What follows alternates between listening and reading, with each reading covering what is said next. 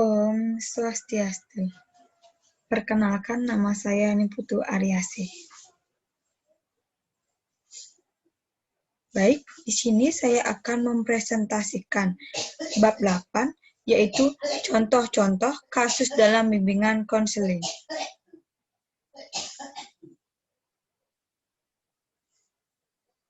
Kasus pertama adalah perilaku bully di sekolah. Latar belakang.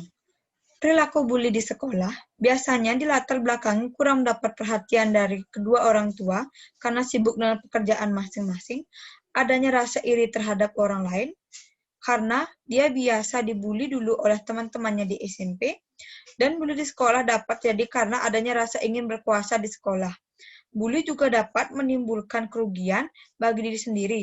Salah satunya adalah dapat dikucilkan akibat sering membuli dan jika kemudian hari dia menyadari perbuatannya, akan timbul penyesalan terus-menerus.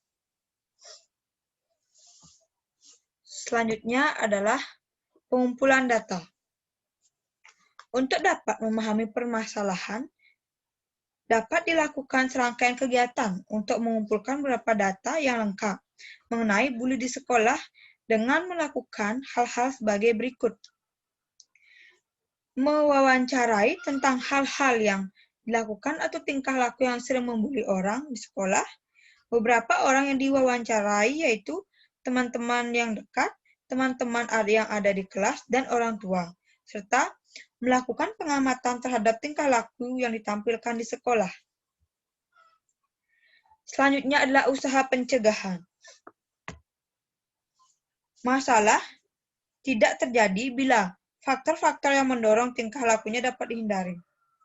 Untuk mencegah masalah tersebut, lebih lanjut dapat dilakukan usaha sebagai berikut, yaitu melakukan pendekatan yang akrab atau lebih dekat, memberikan perhatian khusus, baik dari guru BK maupun orang tua.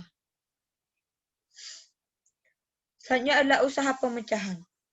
Dalam kasus perilaku bully di sekolah, usaha pemecahan yang dilakukan yaitu membicarakan secara empat mata tentang kebiasaan buruknya dan kerugian-kerugian yang akan timbul bila tidak dapat mengubah kebiasaan yang buruk, serta menasihati agar tidak melakukan hal tersebut lagi. Kasus yang kedua yaitu keluarga broken home.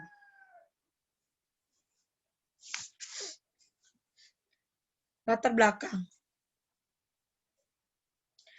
Di mana ada seorang anak bernama Dita yang mengalami broken home yang biasanya dilatar belakangi oleh adanya perubahan sikap yang berbeda dari biasanya. Perubahan sikap biasanya diakibatkan karena retaknya hubungan orang tua, kurangnya perhatian dan kasih sayang dari kedua orang tua, dan adanya rasa minder karena menjadi anak broken home. Kerugian bagi diri sendiri dari broken home adalah memiliki sikap murung dan lebih memendam masalah sendiri yang bisa menyebabkan depresi, menurunnya prestasi belajar yang dapat berdampak pada nilainya, dan mengancam masa depan diri sendiri. Selanjutnya adalah pengumpulan data. Untuk mengumpulkan data yang lengkap mengenai perubahan sikap pada Dita, guru mengumpulkan berbagai keterangan tentang Dita, antara lain dengan melaksanakan kegiatan sebagai berikut. Melakukan wawancara berkenaan dengan perubahan sikap yang dialami Dita. Beberapa orang yang dapat diwawancarai adalah Dita sendiri, orang tua, dan teman-teman Dita. Melakukan pengamatan terhadap sikap Dita, baik di lingkungan sekolah maupun di luar sekolah. Usaha pencegahan. Masalah perubahan sikap yang terjadi pada Dita disebabkan retaknya hubungan ayah dan ibu Dita yang mengakibatkan Dita tidak mendapat perhatian dan kasih sayang seperti dulu. Beberapa usaha yang dilakukan guru di sekolah antara lain mengajak teman-teman Dita untuk menghibur Dita, mengembalikan semangat belajar Dita seperti dulu, dan membuat Dita merasa nyaman bersama teman-temannya, mengembalikan kepercayaan diri Dita seperti biasanya. Guru menjelaskan kepada Dita bahwa Dita harus semangat belajar demi masa depan dan cita-citanya, agar orang tuanya bangga walaupun sudah berpisah. Usaha pencegahan yang dilakukan oleh orang tua di rumah yaitu memberikan perhatian kepada Dita baik dari ayah ataupun ibu, walaupun mereka sudah berpisah, mengembalikan semangat Dita untuk belajar kembali, serta memberikan motivasi dan dorongan, dan memberikan pengertian kepada Dita mengapa orang tuanya berpisah.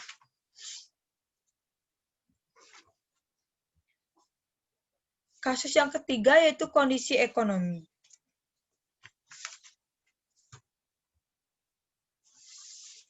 Latar belakang.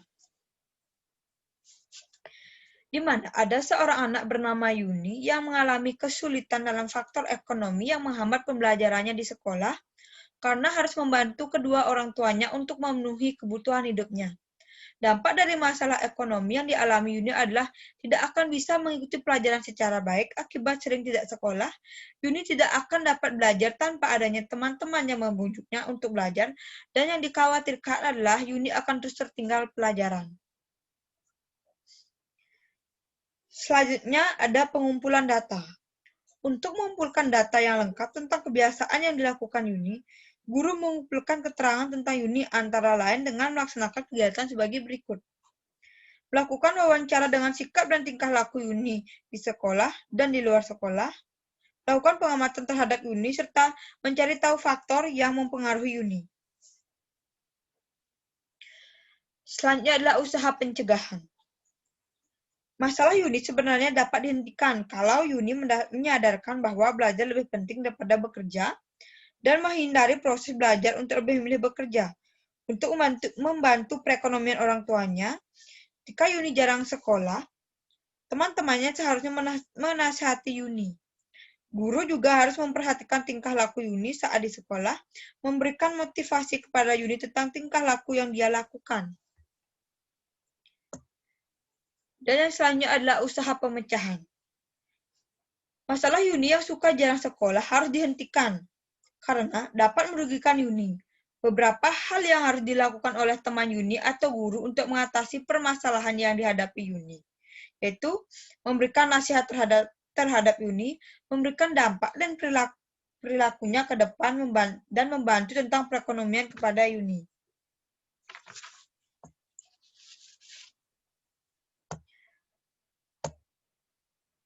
Kasus yang keempat adalah kurang disiplin dalam waktu.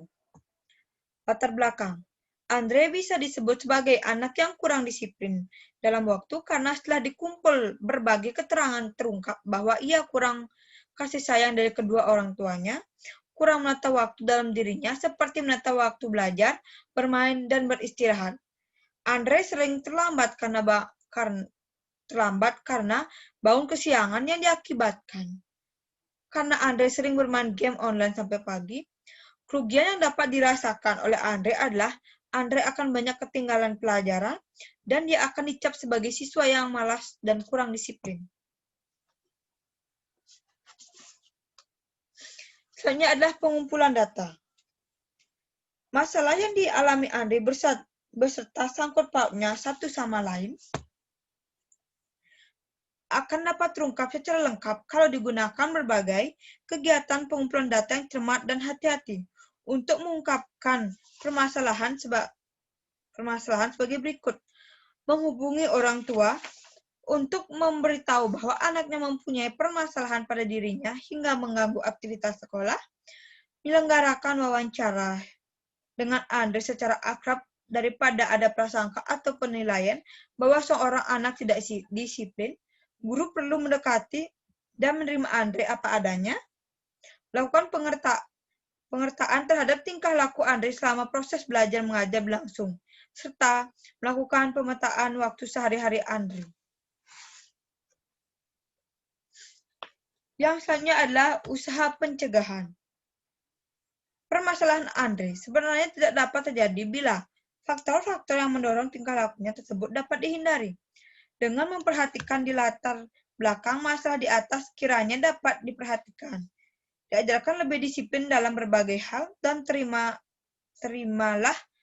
diterima oleh guru dan teman-teman kelas, memberikan kesempatan dan perhatian yang cukup pada Andre untuk menampilkan dirinya di kelas, menumbuhkan motivasi belajar yang kuat kepada diri Andre, sehingga ia memiliki kemampuan dan kemauan dalam belajar di kelas, bertindak tegas terhadap setiap tingkah laku yang mengakibatkan orang lain terganggu di kelas, memperhatikan tingkah laku Andre dan jam waktu sehari-hari yang dilakukan oleh Andre, apa saja yang dia lakukannya.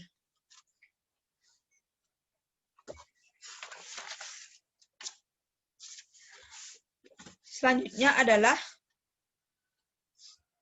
kasus kelima, anak merokok. Latar belakang. Latar belakang anak merokok adalah karena faktor lingkungan yang cenderung perokok, pergaulan anak yang bebas yang menyebabkan anak merokok, dan kurangnya perhatian dari orang tua. Kerugian yang dapat dari merokok bagi diri sendiri adalah akan mengalami kecanduan pada rokok karena rokok mengandung zat adiktif, kesehatan akan terganggu, dan begitu pula dengan pola pikir yang akan mengalami kegangguan. Yang selanjutnya adalah pengumpulan data. Dalam kasus anak merokok ini, pengumpulan data yang dapat dilakukan adalah sebagai berikut. Melakukan wawancara tanpa ada penilaian bahwa anak yang suka merokok itu adalah bandel. Melakukan pengamatan yang cermat terhadap tingkah laku selama proses belajar maupun pada saat jam istirahat berlangsung. Pengamatan tersebut akan dapat menghimpun keterangan tentang kapan saja mulai bosan dan akan melakukan kebiasaan yang suka merokok itu, serta menghubungi orang tua dengan meminta berbagai keterangan tentang keadaan di rumah. Selanjutnya adalah usaha pencegahan. Masalah merokok sebenarnya dapat dihindari bila faktor-faktor yang mendorong kebiasaannya itu dihindari. Dapat dikatakan bahwa anak yang suka merokok itu karena sikap ayahnya yang terlalu manja kepada anaknya. Untuk pencegahan masalah suka merokok, guru dan orang tua dapat melakukan usaha sebagai berikut. Tidak terlalu memanjakan anak, orang tua seharusnya mengerti bahaya merokok pada anak di bawah umur dan dengan tidak membuang puntung rokok dengan sembarangan. Yang selanjutnya adalah usaha pemecahan. Masalah kecanduan perlu diubah dan diatasi karena dapat mendatangkan kerugian pada dirinya. Usaha pemecahan yang dapat dilakukan yaitu memanggil ke ruangan dan berbicara empat mata tentang kebiasaan buruk dan memberitahu kerugian apa saja yang akan didapat di kemudian hari. Melakukan kunjungan ke rumah untuk membicarakan ini semua kepada orang tua, mengawasi dan mengontrol di lingkungannya, serta menasihati teman-teman apa dampak rokok bagi kesehatan. Kasus 6 yaitu siswa hampir bunuh diri. Latar belakang. Dita adalah siswa yang hampir melakukan bunuh diri. Hal ini dilatar belakangi oleh sikap Dita yang tertutup dan jarang bersosialisasi. Tidak mendapat perhatian dari orang tuanya dan tidak memiliki teman untuk berbagi tentang masalah yang sedang dihadapinya. Kerugian yang ditimbulkan dari kasus ini bagi diri sendiri adalah Dita akan kehilangan kesempatan untuk hidup dan menata masa depannya. Dita dapat membahayakan dirinya dengan melakukan hal-hal yang mencelakakan dan beresiko mengalami depresi akibat masalah yang dihadapinya. Pengumpulan data. Dalam kasus siswa hampir bunuh diri ini, pengumpulan data yang dapat dilakukan yaitu sebagai berikut. Melakukan wawancara berkenaan dengan sikap dan tingkah laku Dita di dalam dan di luar sekolah, menyelenggarakan sisiometri di kelas Dita untuk mengetahui hubungan sosial Dita dengan teman-temannya, serta melakukan home visit untuk memperoleh informasi tentang kehidupan keluarga Dita. Selanjutnya adalah usaha pencegahan. Masalah tidak akan terjadi apabila Dita mau terbuka dan mau berbagi cerita dengan orang-orang di sekitarnya, sehingga Dita merasa depresi dan hampir bunuh diri. Hal ini dapat dicegah agar tidak terulang kembali dengan memberikan pengertian kepada Dita tentang betapa pentingnya komunikasi dengan orang lain, sehingga permasalahan-permasalahan yang dihadapi mampu mendapat pertolongan atau solusi dari orang lain. Dan kesadaran dirinya, orang-orang yang berada di sekitar Dita, seperti teman-teman dan orang tua, serta keluarga juga harus membuka diri dan memberi kesempatan kepada Dita untuk berbagi. Selanjutnya adalah usaha pemecahan.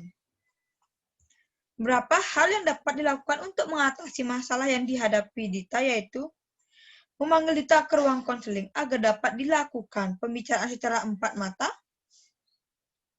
melakukan kunjungan ke tempat tinggal Dita sembari menceritakan masalah yang dialami Dita kepada orang tua atau keluarganya, menasihati teman-teman Dita agar mau lebih memperhatikan Dita, serta untuk memotivasi dan mengawasi agar terlepas dari permasalahan yang dihadapi. Kasus ketujuh yaitu anak menyontek. Latar belakang. Dalam kasus anak menyontek, biasanya hal yang melatar belakangnya adalah sering tidak memperhatikan guru saat menerangkan pelajaran di kelas, tidak pernah mengerjakan tugas yang diberikan guru dan hanya menyalin pekerjaan temannya. Kerugian yang dialami dari menyontek adalah akan tertinggal materi pelajaran di kelas karena tidak pernah memperhatikan guru saat mengajar dan akan terus-menerus mengandalkan teman. Yang selanjutnya adalah pengumpulan data. Untuk mengumpulkan data yang lengkap tentang kebiasaan yang dilakukan, pengumpulan data ini yaitu dari berbagai keterangan, di antaranya yaitu melakukan wawancara terkait dengan kebiasaan di sekolah dan di luar sekolah, melakukan pengamatan yang cermat terhadap tingkah laku di sekolah dan di luar sekolah, serta menganalisa pekerjaan yang telah dibuat. Selanjutnya adalah usaha pencegahan. Untuk dapat menyadari pentingnya belajar sendiri dan perlu memiliki motivasi yang kuat untuk belajar sendiri. Beberapa usaha pencegahan yang dapat dilakukan guru di sekolah antara lain, sewaktu menerangkan pelajaran, guru meminta siswa untuk memperhatikan, memberikan pelajaran yang menarik sehingga murid dapat memahaminya, memberikan latihan kepada siswa untuk memperdalam. Usaha pencegahan yang dapat dilakukan oleh orang tua, yaitu menanamkan rasa percaya diri kepada anak, mengawasi kegiatan anak belajar di rumah secara teratur, serta mengingatkan pada anak tentang materi yang telah diberikan. Usaha pemecahan. Masalah menyontek yang dilakukan perlu diubah dan diatasi karena akan dapat mendatangkan kerugian bagi diri sendiri.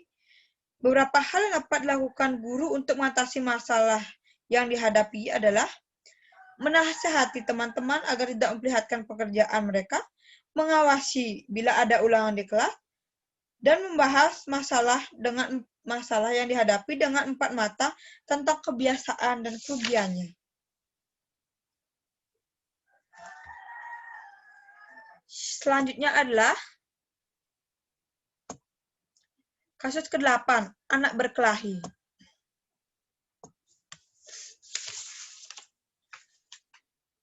Latar belakang.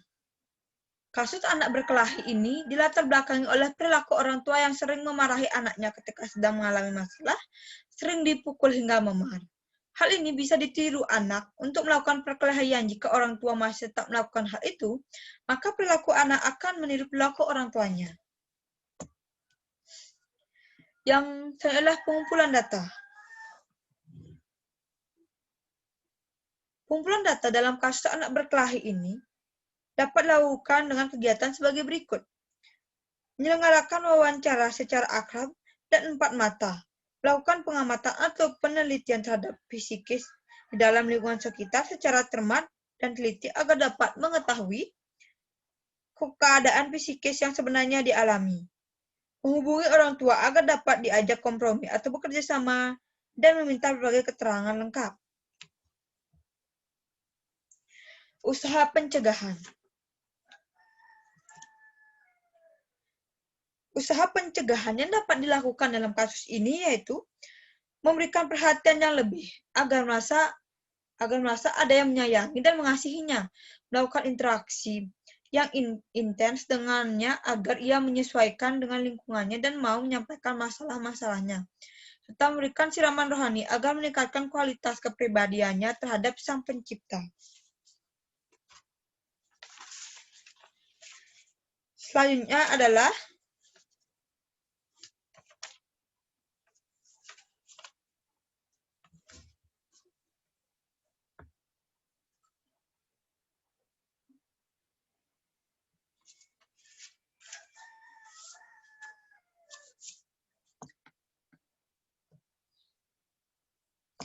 kasus ke-9 adalah kurangnya perhatian orang tua.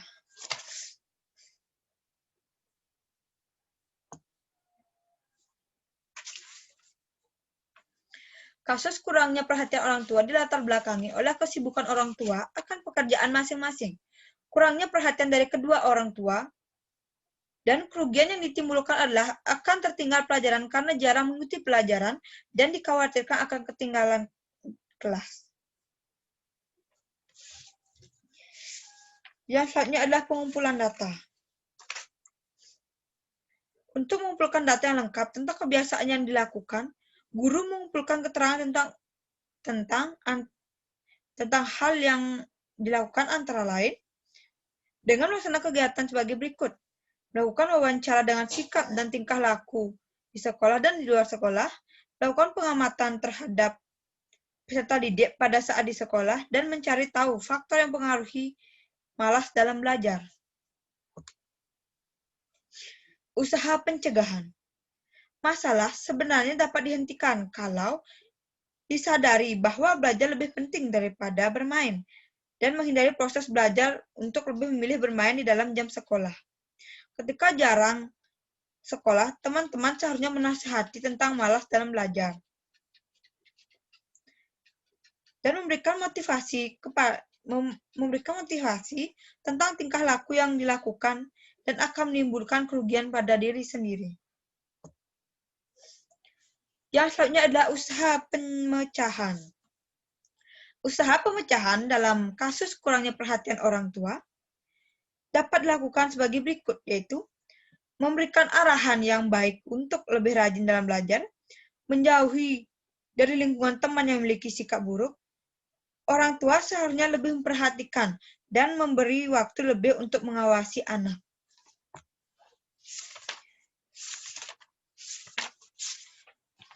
Selanjutnya adalah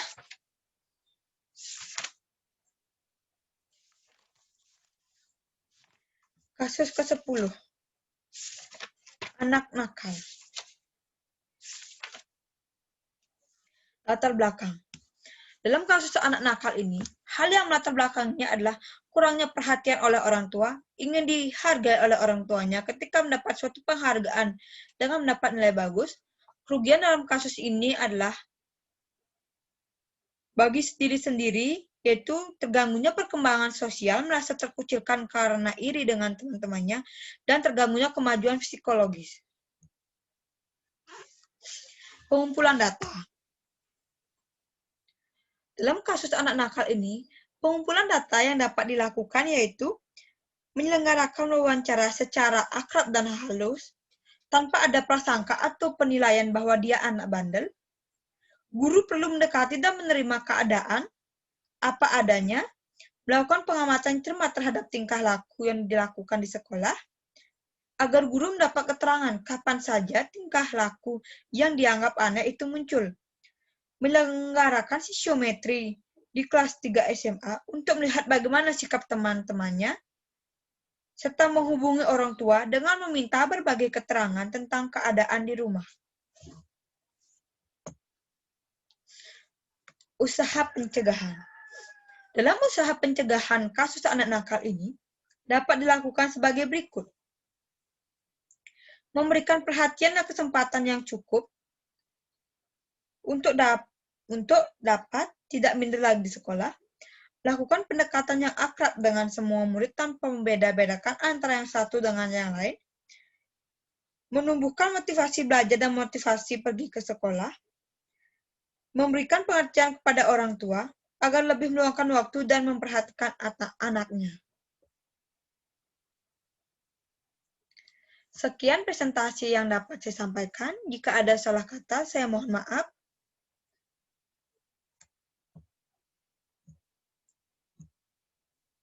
Saya tutup dengan Parame Santi. Om Santi Santi Santi Om.